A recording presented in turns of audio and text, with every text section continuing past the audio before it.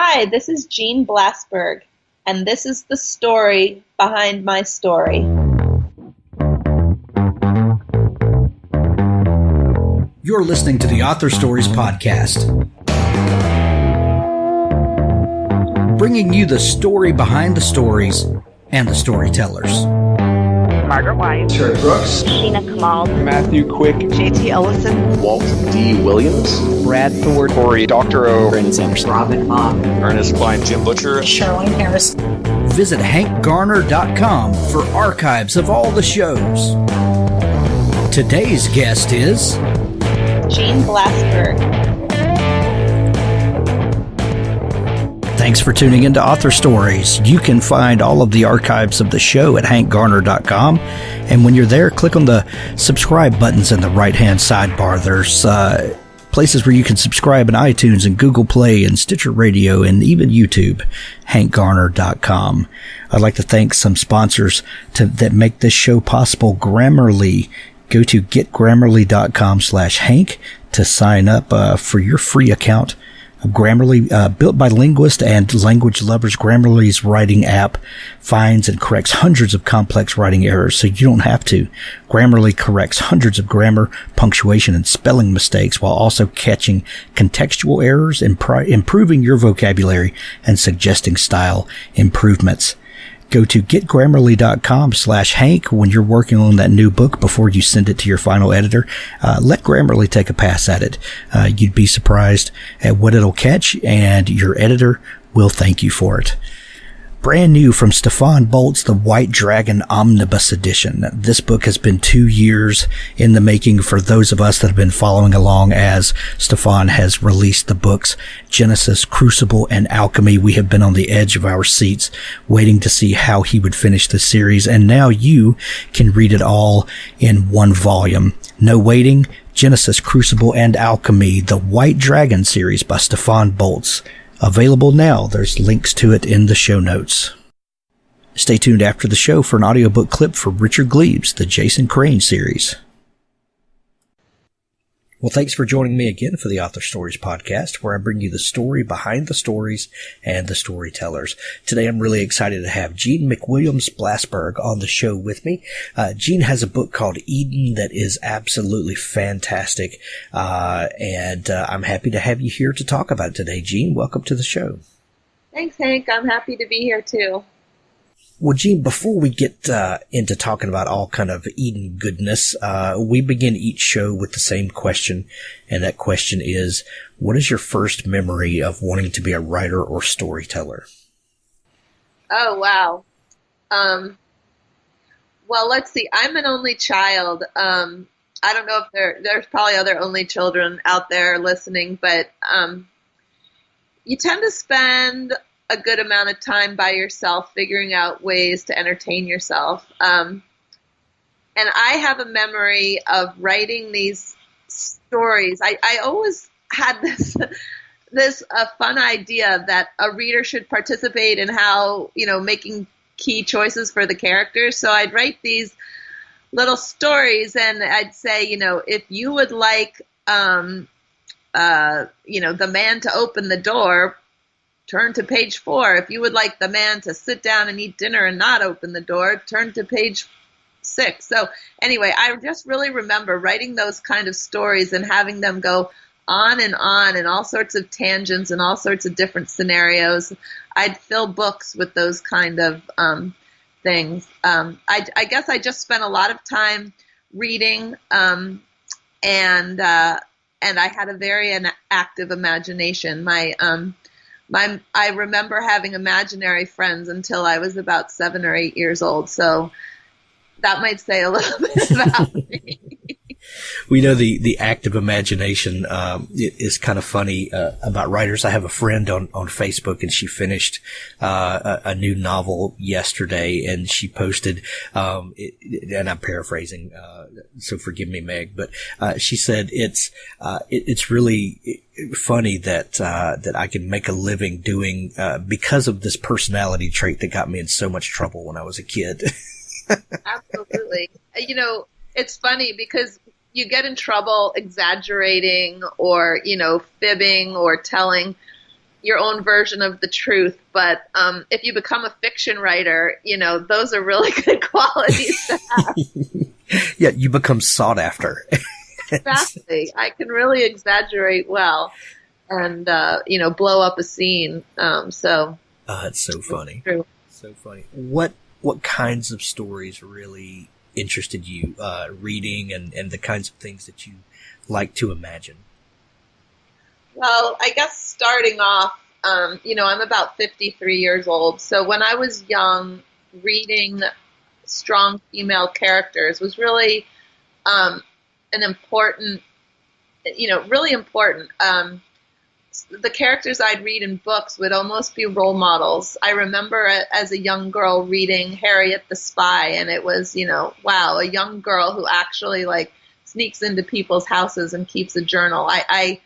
I was fascinated by that, and it kind of empowered me as a little girl. But as I've grown older and kind of have had a very full and complete life, relationships are what I'm most interested in reading about, emotional interior drama.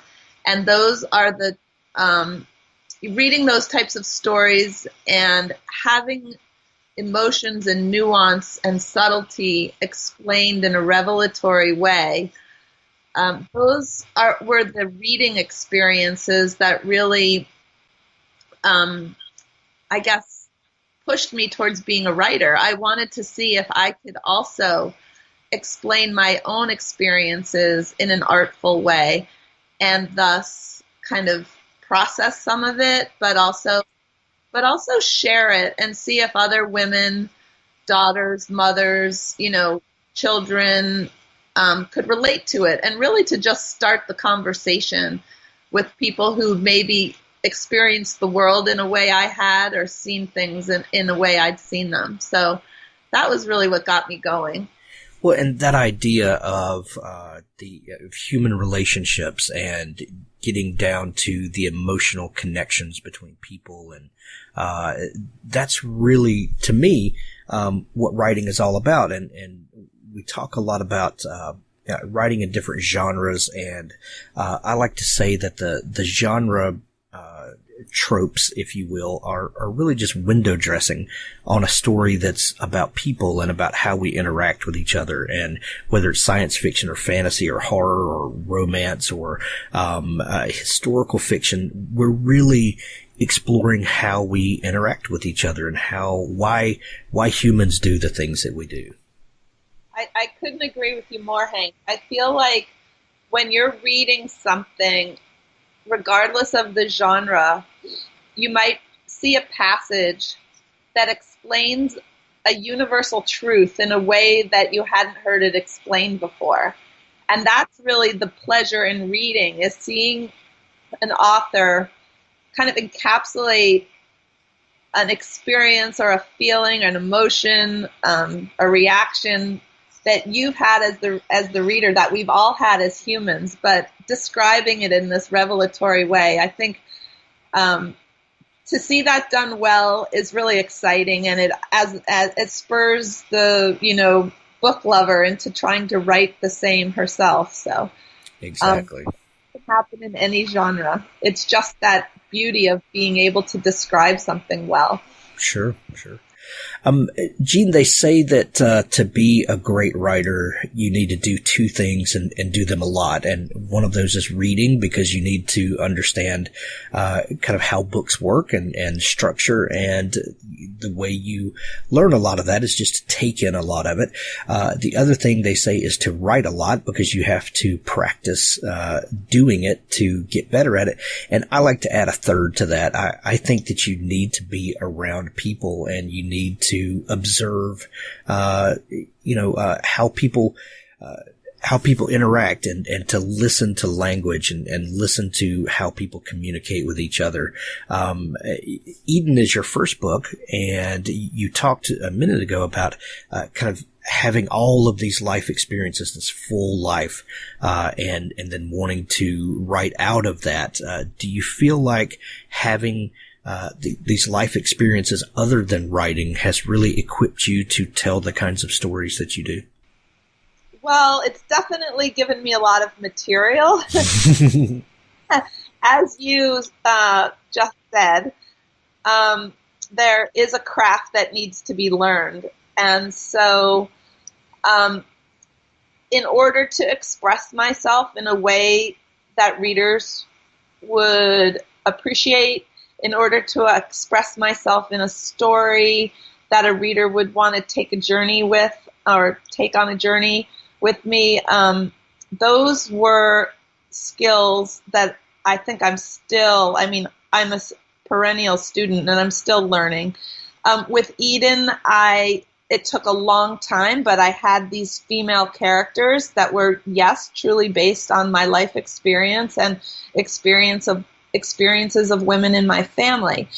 And I had pages and pages, hundreds of pages of these characters written out. And I was just lucky with Eden that I had the patience to work with a lot of people, a lot of editors, and learn how to distill, this 800-page monstrosity and distill it down into a 340-page story.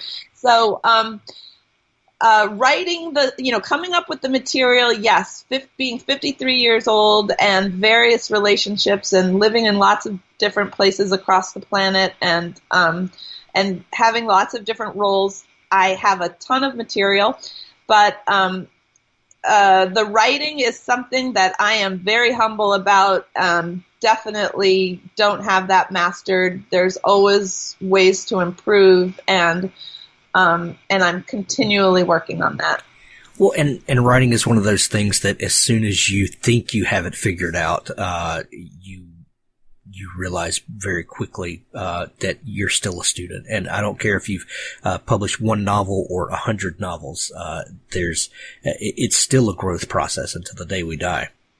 Well, yeah, I'd say being a writer is also, like I said earlier, it's a way of processing things, and it's a way of it's a form of self-discovery and self-awareness every time you sit down at the page. That's why people love to do it. It's hard, but when you kind of make a connection with one of those truths, there's nothing greater. There's no greater buzz. There's no greater high. I can be sitting at my computer and 4 hours have gone by, but it feels like 10 minutes because I'm just so, caught up in it. So that's why we do the hard work, is for those moments of artistic euphoria. But yes, I would say that another thing that's really been fun in my writing life is connecting, most recently in the last 5 or 6 years, with a creative writing center here in Boston, where I continue to take classes and I join writing groups, so that my solitary pursuit as a writer is also complemented by trusted people who will give me feedback all the time. And I think that's really helped me move at a better pace. It's constant feedback, constant objective third eye critiquing. And that's one thing that I can't overestimate enough as being worthwhile. So, Jeanne, you've been an avid journaler throughout your life. What role has journaling played in your life, and how do you feel that adds to or inspires your creativity, or just kind of what role does journaling play for you? Well, that's a good question. I think my journals are a way to kind of process maybe some of the more mundane things that are going on in my life in order to clear up space for the serious writing. Every morning I try to write 3 to 5 pages.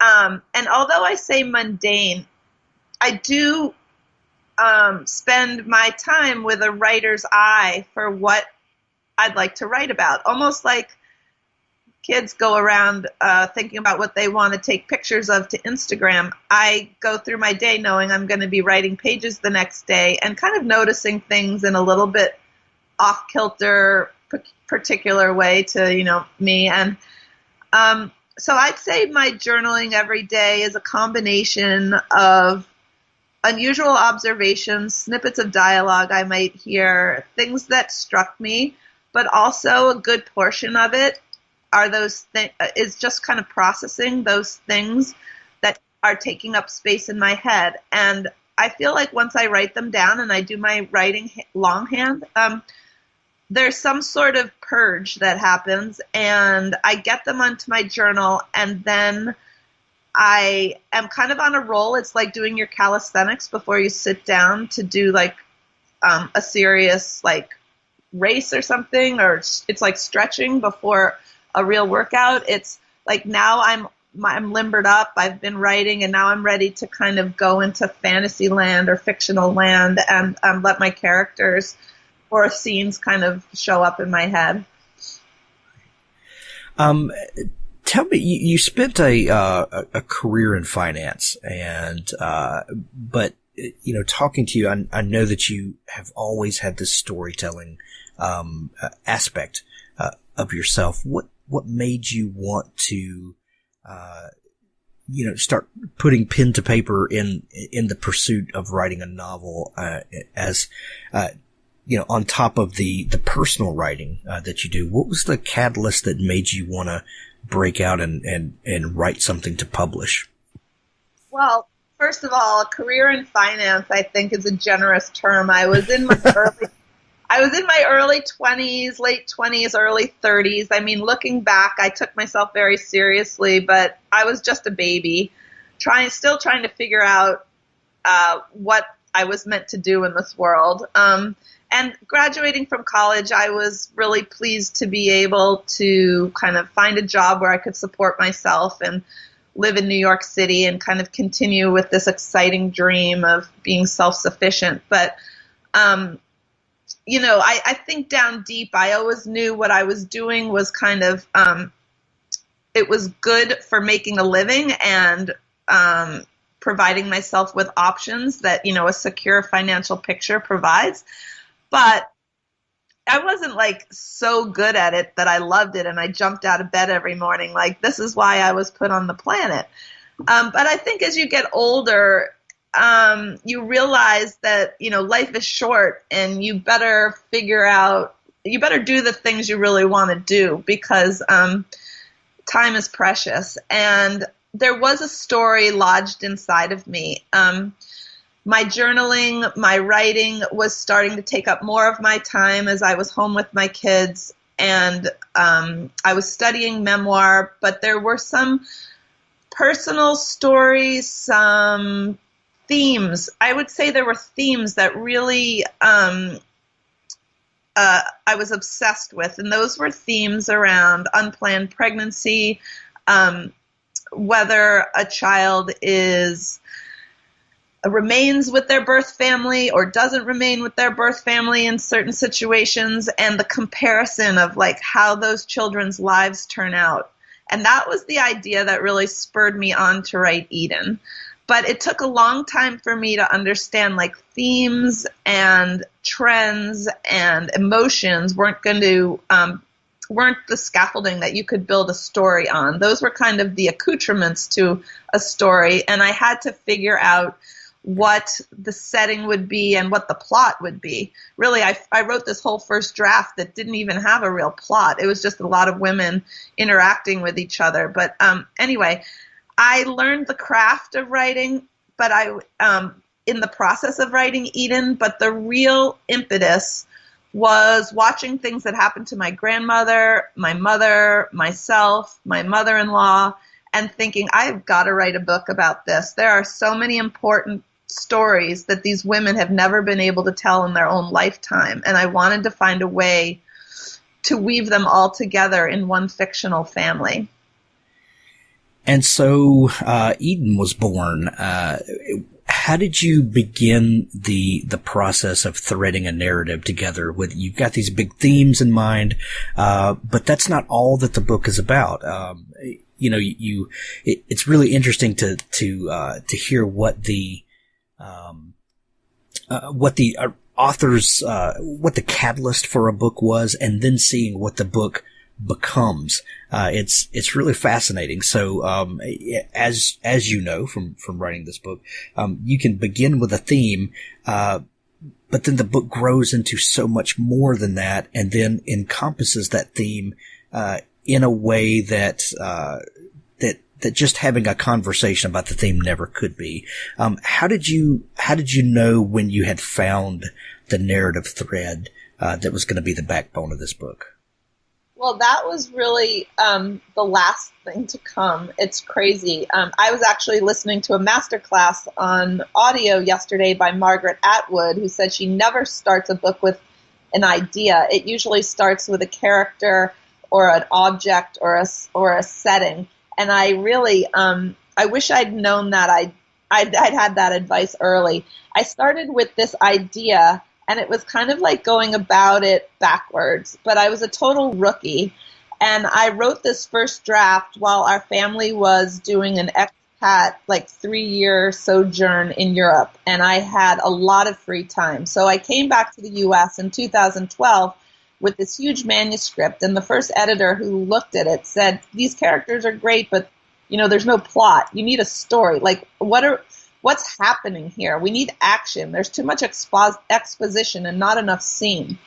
And so I really went back to school in 2012 and started taking a lot of classes on the craft of novel writing. And I, at the time, was spending summers, or had been spending summers, in this town in southern Rhode Island. And light bulb goes off. Well, actually, light bulb had gone off earlier, but because I set everything in this town. And I found that the town was an interesting place because it's one of these very old-fashioned summer enclaves where generations of family have been returning year after year, decade after decade, generation after generation. So I thought this 4-generational saga is going to be set in this town, and there's going to be financial issues, and there's going to be that whole family dynamic of everybody kind of getting along on the surface but not really getting along underneath the surface, and I kind of liked that as a subtext. So I had to kind of come up with what was going to happen, and the drama around long lost people coming back and finding the family. I started to put it together really in the last couple of revisions is when this narrative got very tight, and this book wasn't completely about ideas and emotion. So I went at it totally ass backwards, but everybody goes on their own journey, so that's how it happened. Well, isn't it exciting though when you spend time with these characters and with the setting, and then all of a sudden, the light bulb goes on. That's just as exciting as that initial idea that gets you fired up when you've worked with it, and then all of a sudden it reveals itself in the story. That's a pretty great feeling, isn't it? Yeah, it's a great feeling, but I would have to say, the whole kind of summer house, the family house, kind of nobody having the means to keep it up, and the person coming back that nobody knew about, and financial ruin, and who's going to save it. I mean, those are tried and true plots. So, but we're familiar enough with them, and we're comfortable enough with them that then that's kind of the scaffolding that you can hang all of these strange characters on. And so what I really needed to do was find that scaffolding, and it wasn't so much as a light bulb as just figuring out how a story works and what different plots really work. And it's almost just learning the mechanics of something. Yes, you're doing it artfully, and you, as an artist, you want to believe it's unique and it's very individual to you and your story. But I truly believe with a lot of hard work and study, you can figure out some of the basic parts of writing, and then the rest of it is just patience and letting it come to you. But yeah, I would say I agree with you. It's that patience and that and the light bulbs are pretty exciting. Like I said, that's what puts you back in front of your desk day after day. Right. And you mentioned the vacation house and the family drama and the fear of losing things. These are tried and true plots. But what did that setting and that plot mean to you? Was this something you drew on from personal experience? Where did that idea come from? Yeah, so like I said, I've been spending a lot of summers, maybe the last 20 summers since my kids were little, in this small town in Rhode Island, very similar to Long Harbor, Rhode Island. And I'd never been to a place where people felt such a visceral connection. Like losing this place or never going back to this place would almost be like, it would almost be like cutting off a limb. Or losing a part of themselves. You know, I'd lived a lot in California and Texas, and not to say that you can't have those same experiences off the East Coast, but there's something about this, like blue-blooded, this is where we're from, this is, you know, these places are like part of our family and part of our soul, and the act of returning, there's so much embedded in the act of returning summer after summer. It equates to love. It equates to commitment. It equates to just a desire to engage with the family. So there is a lot invested in these places and in these homes and in the act of returning. And almost to the point where these places and things really become proxies for conversation. Instead of talking about their love for each other or talking about the love of their family history, it's like they just imbue these things and these places with those emotions and get lazy about keeping up the actual relationships. And so after spending time in these places, in this place, I thought, this is really unusual. And when I wrote about it, and now kind of in conversation with readers, that seems to be something that really strikes a chord. People get in touch with me and say, oh, my family's had a place, you know, in the Carolinas or in Canada or here or there. And let me tell you, it really struck a chord. If you missed a vacation or didn't go back for this holiday, or, you know, people are fighting over who gets this week in the summer or that week in the summer. It's just like, it doesn't have to be a big rambling house in Rhode Island. It could be like just this family tradition, any type of tradition, but it's imbued with the same emotional power. And I think I found just this, you know, I found something that people really could resonate with, and that was really fun. And what's really fun, especially in your story, is it's a multi-generational story, and we've got layers of interactions between people and interactions between people and the place, and then the secrets, which is always a great time. But it's almost like the place, the house, the Eden becomes a metaphor for what's going on with the people, and it's this strange interaction between place and people. Was that something that really resonated with you? Oh, absolutely. I mean, the house and the book aren't called Eden for no reason. It's this paradise, but a garden, you know, but it's not always a paradise for some people. It's actually, it can be a prison. Eden itself was built by the patriarch of the family in the early 1900s. Kind of during this boom in the 20s before the stock market crash, and she was beautiful and larger than life and elegant and with arms spreading out across this lawn as if she wanted to wrap everybody in a big protective hug. But then she's neglected during the wars, her shingles turn gray, her roof starts to sag, you know, she ages just like a woman might age.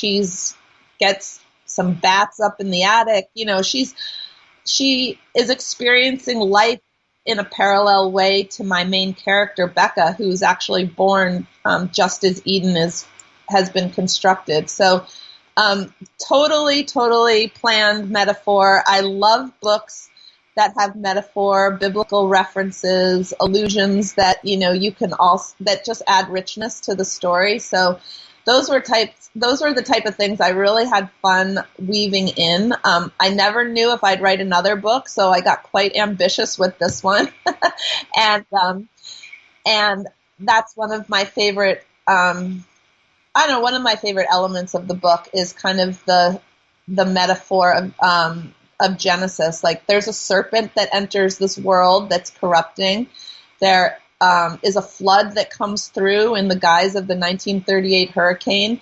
So there are a lot of other references. You know, all my names are biblical names. The Jewish matriarchs are, their names are prominent in a reference to the fact that these family stories and these family dramas that women are kind of at the center of have been going on since our civilization first recorded family stories with, thousands of years ago with in Genesis. And I just like that idea that generation after generation, human beings sort of change, but don't really ever change. And this is the perfect kind of story to deal with the some of the issues that you said were important to you and that really fascinated you. Talking about unwanted pregnancies and then what happens to those children and then how really, how families are made and which is, another great biblical concept when you really start pulling the layers back. Tell me a little bit about that story thread and why it's so important to you. Well, I mentioned I'm an only child. I mean, I think I figured out fairly early on that my parents hadn't planned on on having me. They got married when my mom was 3 months pregnant. I did the math on my fingers, just like one of my characters in the book.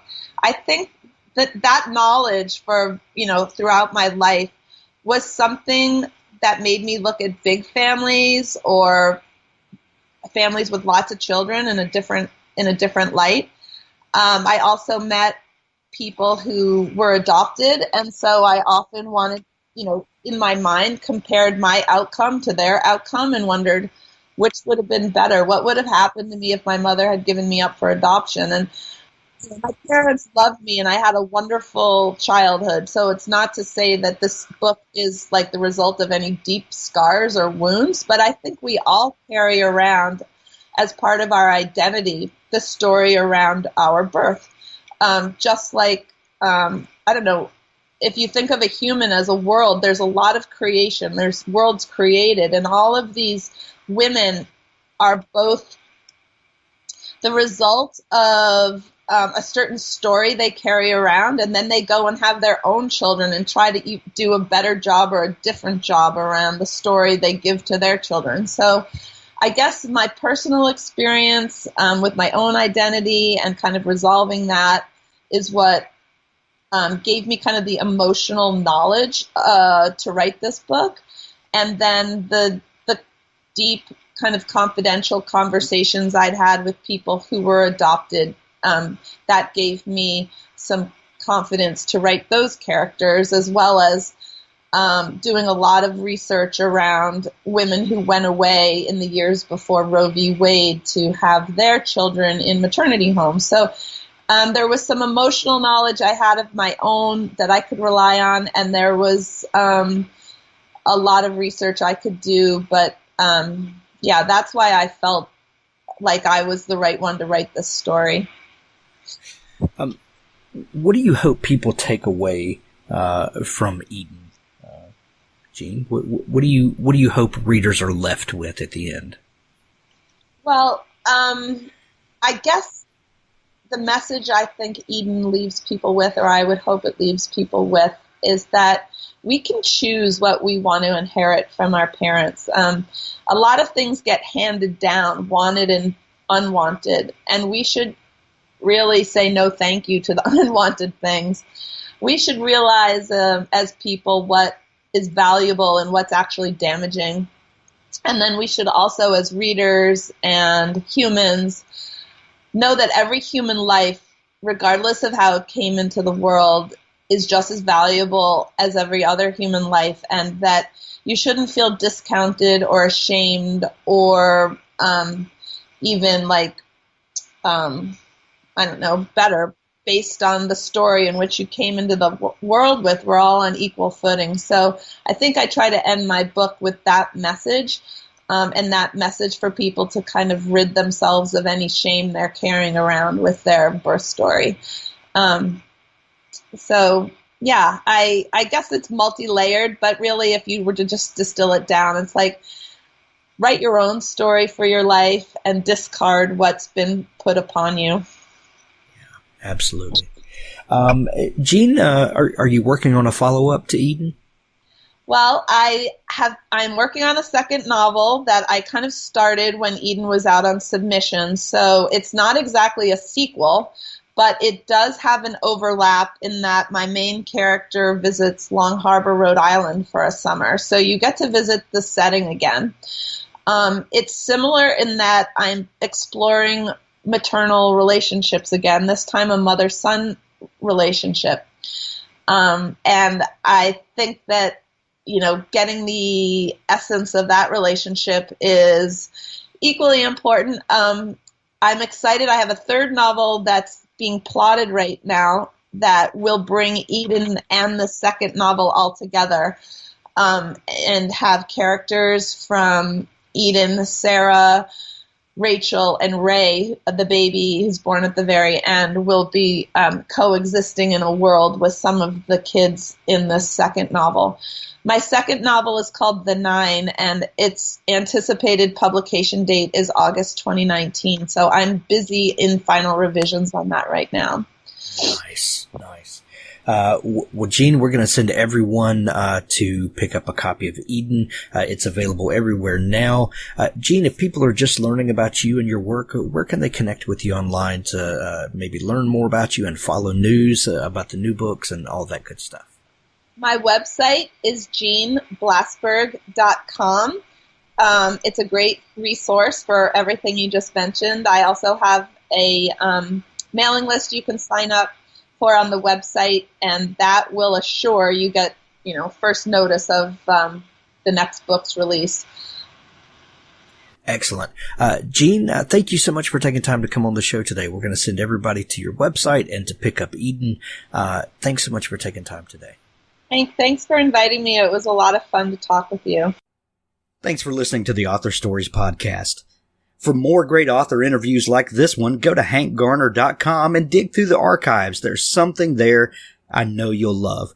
Now stay tuned for a special audio clip from Richard Gleaves' The Jason Crane series. He was just 7 when his parents died. Eliza received the news of their death on Halloween morning, but she kept it from Jason for 2 more days. She sent him out trick-or-treating. He was a vampire. He spun around in the living room, eyes wild, shouting, "I am the living dead!" and wondering why they didn't laugh. On November 2nd, after school, Eliza told him. His parents were dead. It was a bleak time. He wanted silence. He wanted darkness. He cried great, rolling tears. In early spring, he ran away from home, which means he stole $5, put a box of Cheez-Its in a pillowcase, and walked 7 blocks. He slept in a field, glad to be miserable. He wanted to freeze to death, to be with his mom and dad, to not feel anything. His grandmother found him at a playground near the river, fallen in the dust with his shoulder against the slope of a teeter-totter, the other end riderless, suspended. He saw her trudging up the hill. She looked twice her usual size in her winter coat, and frightening. "Let's go home, Jason." He knew he was in trouble. He knew what home meant. It meant a paddling or worse. Eliza opened her big winter coat and, straining, slipped down into the dust next to him.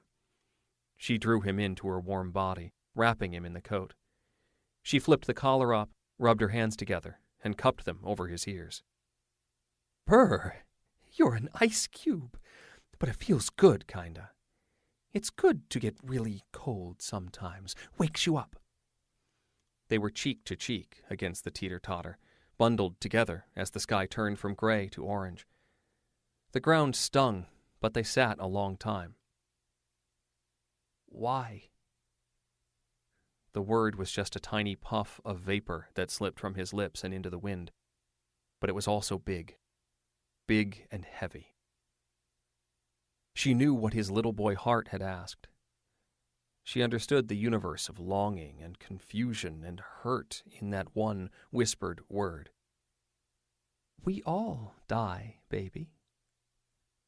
In all the long, long history of the world, there's not been one of us who didn't." "I'll die," he said. It wasn't a question, but it was. "Yes, and I'll die. A lot sooner. And the why is just... it's just there. It just is. We're not around to see what was before us, and we're not here to see what happens after." The trees on the edge of the playground shivered with dawn. "But we're here now," she said, and pulled him tighter until his cheekbone felt sore from pressing against hers. "And it has to be enough. It has to be. Look at all we have now. Really look." He really looked. It was just a small playground off the main road of an unimportant New England town. But in the distance he could see the wide Kennebec River, and the sky was pink above it. He saw small ships moored, trimmed in red and baby blue, rocking against the current. He saw a robin on the railing of a dock, toes pointed inward, making occasional hops that were also flight. The town was waking up. There was a light in the bakery and one in the grocery. There was an empty can of beer on a picnic table and wildflowers by the road. There was wind and trees swaying gently. There was his own breath in his own lungs. There was his grandmother, her body, her heartbeat against his back as he leaned against her chest. There was his own life and hers, and a world to live them in. And it was enough.